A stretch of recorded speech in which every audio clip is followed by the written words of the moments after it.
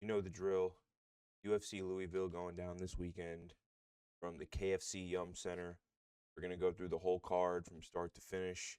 Interesting main event between Jared Cannonier and Nasardine Imavov. I believe, in my opinion, it's Imavov's first true test within the top five of the middleweight rankings. But for that, we're going to go through the whole card, starting with the early prelims. First fight is Puja Tomar versus Hayani Amanda. Tomar fought Stamp Fairtex in 1FC long ago, but has not fought nearly as stiff of competition up to the point of getting to the UFC compared to Amanda. I think this is something that's going to favor Hayani Amanda going into this. Tomar is on a bit of a winning streak, so she could be carrying a little bit of momentum going into this fight. Regardless, the comparison and competition favors Hayani Amanda, so I'm going to favor Hayani Amanda in this. Cody Stamann versus Taylor Lapilus.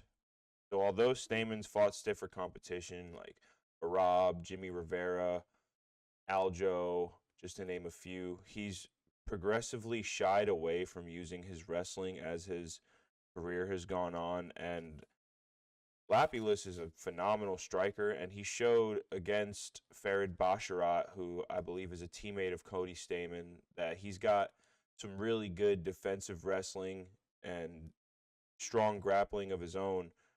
And despite, giving up some takedowns and control time to Basharat, Lapilus was actively trying to frame to work his way back to the feet and fight his way back to the feet, strike out of the over-under positions. Lapilus showed an ability and activity within those positions to get back to a position that he feels is safe enough for him to do effective work. And honestly, I feel like if Lapilus is capable of denying Stamann's takedowns, if Stamann even goes for takedowns, which I feel like he should, his easiest route to victory. But if Lapilus is capable of denying these, he's definitely going to win. So unless Cody Stamann comes out like a bat out of hell, I'm favoring Taylor Lapilus in the fight. Eduarda Moura versus Denise Gomes. I mean, Moura has been absolutely emphatic in her UFC career up to this point. She's getting really impressive finishes. I mean, in her UFC debut, she got a finish. On the Contender Series, she got a finish. And she's facing a legit brute in Denise Gomes, somebody who has shown the ability to get a knockout. She got one against Yasmin Haurgi. And in that fight itself, it showed that Gomes presents danger. So it's an interesting matchup when you take that into consideration. But with how dominant and well-rounded Eduarda Moura's style is, I'm going to favor her in this one.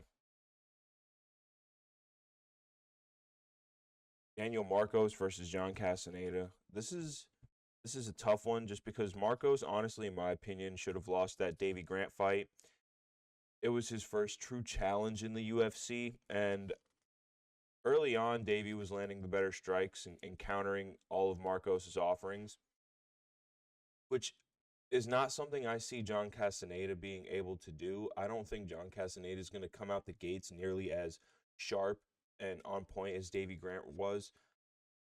It's going to be on Marcos to force the issue against John Castaneda because we haven't really seen Marcos have to be dragged into deep waters per se and have to really show what he's made of in a dogfight. And we've seen John Castaneda in those types of fights in the past. But the thing about Castaneda is he's really going to have to, take everything that Marcos gives him and work with it because, in my opinion, based off Marcos is showing against Davy Grant, I feel like he's going to come into this fight with a sense of urgency to seek out a finish. And I'm going to favor Daniel Marcos for that reason. So I think Daniel Marcos is going to take it over John Castaneda. Next is Andrea Lee versus Montana De La Rosa.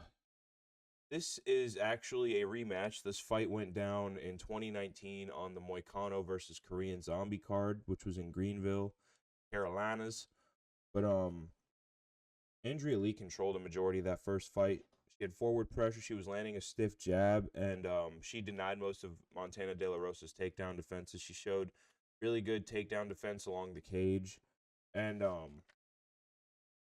I feel like, considering these two women have already fought, there's a chance they both come into this fight with a little extra edge, a little bit extra aggression.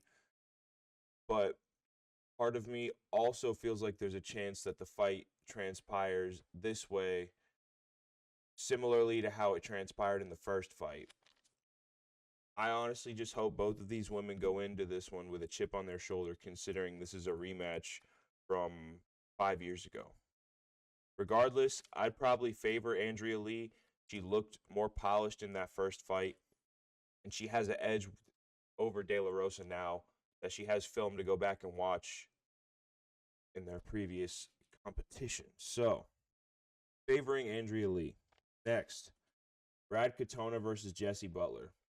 So, Katona has faced longer guys before his return fight to the UFC, the tough championship fight that went down at that O'Malley versus Sterling card against Cody Gibson. Like that was a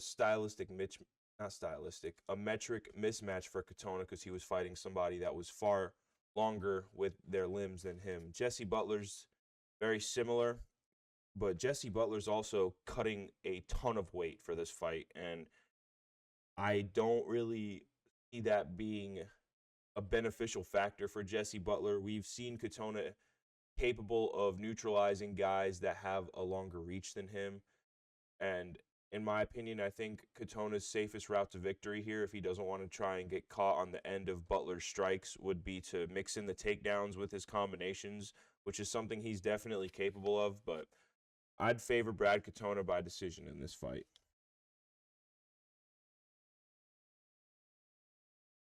Charles Radtke versus Carlos Prates. Chuck Buffalo. This is a tough one. This is an interesting matchup. I think it's going to be on Radtke to wear Prates down with the wrestling early to take some of the pop off of his strikes.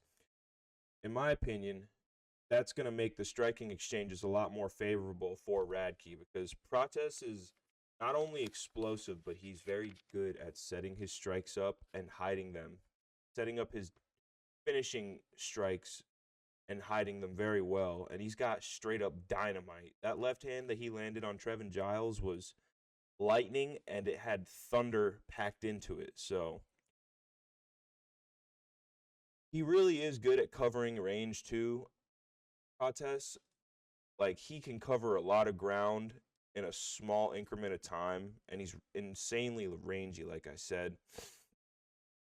In my opinion, I think this is a bit of a toss-up because of how grimy Charles Radtke is capable of making a fight, but I'm still going to have to favor Carlos Prates. I think Radtke Prates could be fight of the night.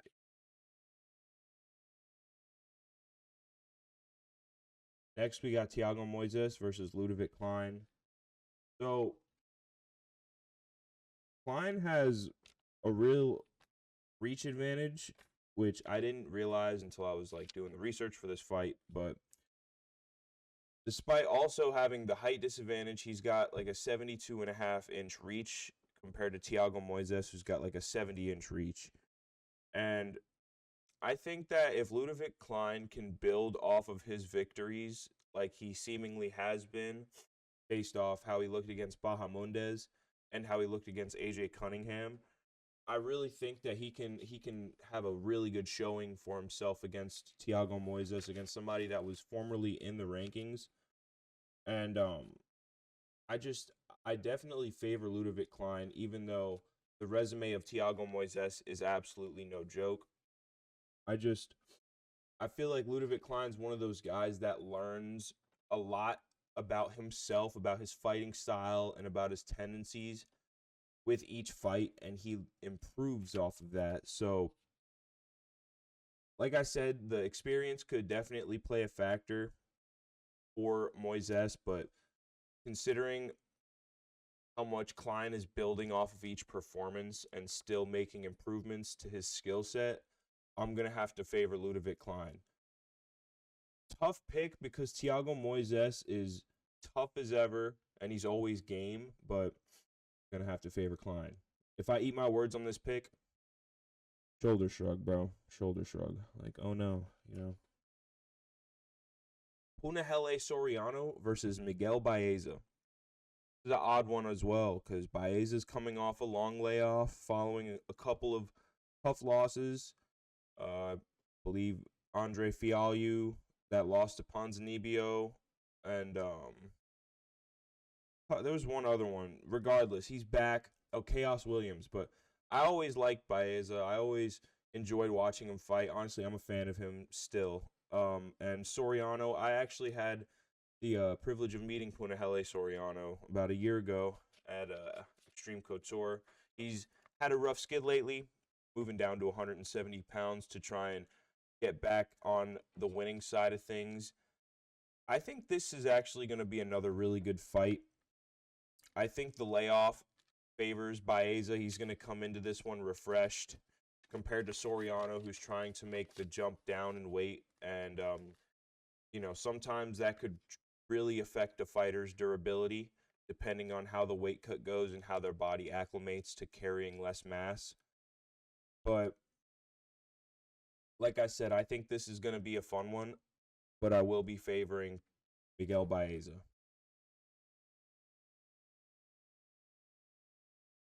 Julian Marquez versus Zachary Reese. So Reese is coming off of that slam knockout loss to Cody Brundage, which is kind of like freak accident. Not freak accident, but that's like a freak sequence to get to a finish.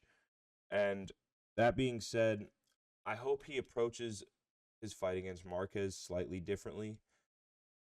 Slam knockouts are honestly just nasty. Like they're just very hard to argue against for the sake of someone's health. Like it's just, So on the other hand, Marquez has taken some time off as well after a rough stretch of fights. He's looking to get back in the win column with a bounce back win. He his last two fights are against Gregory Rodriguez and Marc-Andre Barriel. I was at that Marc-Andre Barriel fight at UFC 285. And, this man took a lot of damage. I hope that the time off benefited him and he comes back into this one refreshed. I know Zachary Reese, after the outcome that he had against Cody Brundage, is going to be looking to bounce back as well. He's probably going to be going into this one with a chip on his shoulder. But I think I'm going to have to favor Zachary Reese. He's fresher, he's younger, he's kind of on the come up, whereas Julian Marquez, we've seen he is beatable. He's got ways of being beat. It's going to be interesting to see if Zachary Reese can implement these into his game plan for the win. We're on the main card. Bruno Ferreira versus Dustin Stoltzfus. I know Ferreira took that loss to Nursultan Ruziboyev, who has now since shown that he has a lot to work on after his fight against Joaquin Buckley. But I still definitely believe he's capable of getting Dustin Stoltzfus out of there. Despite Stoltzfus' very impressive performance against Punahele Soriano in his, I believe, most recent outing, Ferreira just has a lot of firepower. He's got a lot of aggression, and he's honestly, I think he's just a tough stylistic matchup for somebody like Stoltzfus, who likes to kind of stay on the back foot and try and implement a game plan, whereas Ferreira's like a rhino. He's like a bulldozer. He's coming after you. So I will be favoring Bruno Ferreira in this one.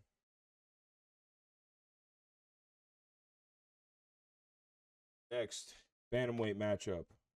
A rescheduled bout from long ago. It was supposed to happen quite some time ago. Raul Rosas Jr. versus Ricky Turcios. My heart says Ricky Turcios. I enjoy the mentality of Ricky. I really like his approach to the game. But there's a certain level of ferocity that comes with the way Raul Rosas Jr. fights. And even against Christian Rodriguez, when he was essentially being restrained for the entirety of that fight, he still just was relentlessly trying to fight back, and considering that was like 2 fights ago, technically at this point. Again, Raul Rosas Jr. is young enough to where he's somebody that can build on his past performances and learn from them. So I really think Ricky Tercios has his hands full in this matchup, and I think that it favors Raul Rosas Jr. I think Tercios is really going to have to bite down and just kind of say, fuck it, let's scrap. Like how he did against Brady Heastand and how he did against whoever he fought in the semifinals on The Ultimate Fighter. But if that's the case, this is going to be a great scrap. Regardless, I'm going to have to favor El Nino Problemo. That's Raul Rosas Jr. Also, everybody stop fucking bullying this kid, man. He'll beat your ass. Anyways, co-main event. Dominic Reyes versus Dustin Jacoby. Oh, everybody wants Dominic Reyes to win, man. Everybody wants Dominic Reyes to win. Thing is, the MMA gods are going to continue to punish Reyes until he retires, I feel like. He's coming off of, I think, like a blood clot in his leg or some type of issue with his leg that kept him on the sidelines for a long time. Not to mention, his last 3 outings have been vicious knockout losses. I hope Reyes goes into this fight and comes out of it mainly unscathed, Like, I hope he goes in there, gives Jacoby a tough 3 rounds, doesn't take much damage, gets off some good strikes, and gets out of there with a win. Unfortunately, Dustin Jacoby is like a super seasoned veteran of the fight game, been in the UFC twice, fought Alex Pereira in kickboxing, so he's not going to waste any time as soon as this fight begins, and I think that could play into the detriment of Dominic Reyes. I question Dominic Reyes' ability to take a shot at this point, which I hate to say, but it's just the case. So for that, I'm going to be favoring Dustin Jacoby in this co-main. And in the main event, Jared Cannonier versus Nasruddin Imavov. I'm going with Jared Cannonier, man. I mean, his fight against Vettori was absolutely incredible. He was cutting off the cage on Vettori, cutting angles, setting up shots, landing absolutely devastating punch combinations, keeping the pressure on him the entire time. He was doing almost everything right for 25 minutes straight. And I know that cage in the Apex is a bit smaller than the one that him and Imavov are going to be fighting in this weekend. But it really doesn't make a difference to me because I don't think Imavov does well against guys that push him back. We saw that against Sean Strickland, and we even saw that against Phil Haas early on before Imavov started pouring it on towards the end of that fight. Regardless, for somebody to be 40 years old and looking the way Jared Cannonier looks and fighting the way Jared Cannonier looks is beyond impressive. And there's a certain level, certain threshold in the middleweight division, skill threshold, that Jared Cannonier is kind of like the predecessor for. Like, if you can beat him, you exceed that skill threshold and are worthy of fighting for a championship. In the case of somebody like Sean Strickland, his fight with Jared Cannonier was incredibly close. It was down the wire. It was tit for tat. But Strickland did not fight Jared Cannonier the way he fought Paulo Costa. And that is a fact. So if Imavov is going to force the issue and make this a tough fight, he's got to do it early, similarly to how Marvin Vettori did, so that he can somewhat stifle Cannonier's offense. Because if not, I think Cannonier's just going to storm the gates on him. That's my prediction for Cannonier versus Imavov. I feel like the guys Imavov has fought are just not nearly at as high of a level as Jared. Like, Jared's fought Izzy, he's fought Marvin, he's fought Kelvin, he's fought Rob, he's fought all the toughest guys. So that was the UFC Louisville preview. Hope you guys enjoyed. Hopefully my picks are right. Let me know what your picks are for this card, and if you could leave a like, and if you enjoyed and you're not subscribed, drop a sub. I'm trying to get to 100 subs now. I'm trying to stay consistent with the content. You guys know the drill. Gonna try and do a stream, a watch-along stream like I did for 302 for this one as well, but we'll see what happens. Thanks again for watching. See you in the next one.